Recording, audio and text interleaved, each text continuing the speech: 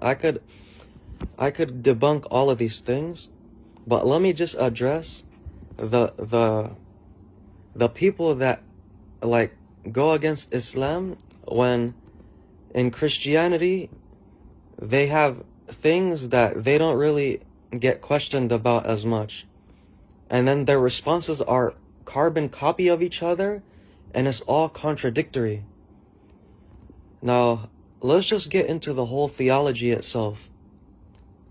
We already know the history that Trinity was not what it started to be.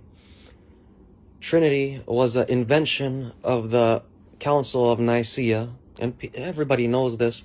At this point, I'm shocked that, like, if a Christian doesn't know this, I don't know what to say about that. Like, I'm pretty sure every Christian knows this as well, and then they'll say, oh, it was meant to be interpreted in that way, and all of this nonsense, which is just lies.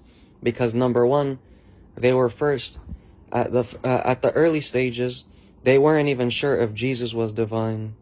And then later on, they just added the Holy Spirit as a part of the Trinity, when it wasn't even something that was on the mind of the early Christians.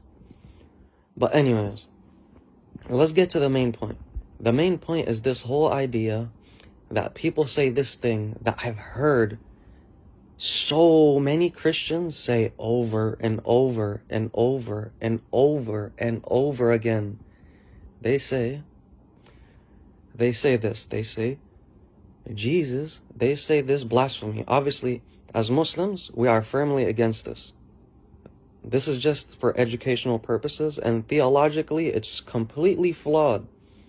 But let me just explain to you the nonsense the Christians will say. They'll say this thing where you'll say, what is Trinity? People will say Trinity is 3 in 1, and they think that the math is that these 3 entities equal 1 being and blah blah blah.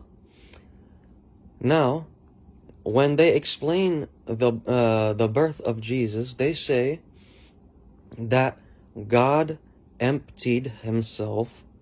They say God emptied himself into Jesus. And they say that when they say that God emptied himself into Jesus, that's already saying how when one thing empties into something else, then this thing is empty.